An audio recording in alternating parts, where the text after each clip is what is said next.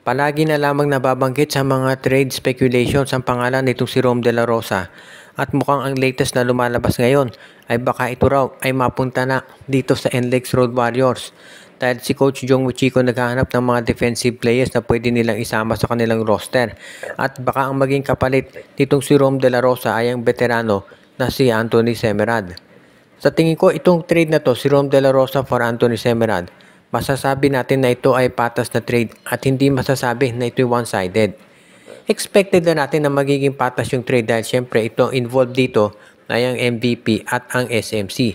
Syempre yan yung dalawang dominant na grupo dito sa PBA at hindi yan papayag na malugi sila sa mga trades.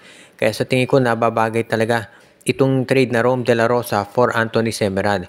Sila yung mga tipo ng players talaga na magiging maganda ang ipapakita dito sa PBA. Lalo na at yung laro ni Semerad bagay na bagay sa Magnolia. Kaya nababagay yung laro nitong si Anthony Semerad dito sa Magnolia dahil ever since nung na-trade nga nila ito si Calvin Abueva ay nawalan na sila nung tinatawag na parang enforcer.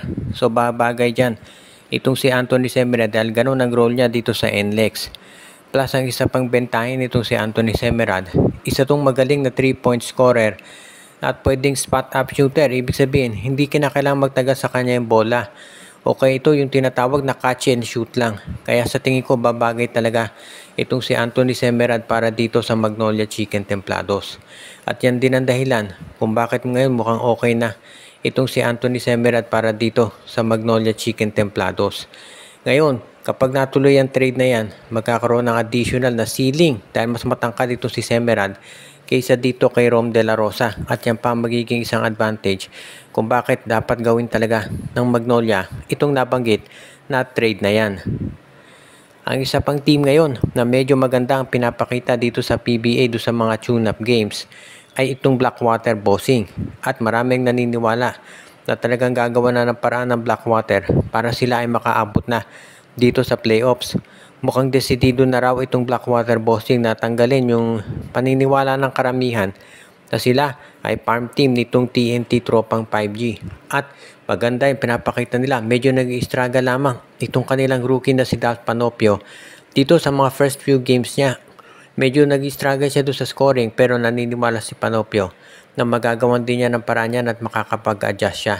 Siyempre, bago pa lang siya dito sa PBA so kinakailangan pa ng tinatawag na konting period of adjustment bago nila masiguro na siya talaga ay magiging ready na. Kaya sa tingin ko nababagay talaga itong si Dalf Panopio dito sa Blackwater Bossing. Kapag natuloy na yung pagkuha ng Magnolia o rather itong Blackwater dito kay Panopio at siyempre yung pag-stay dyan ni Bearfield at ni Christian David, magiging isang formidable team talaga itong koponan ni Coach Jeffrey Cariaso.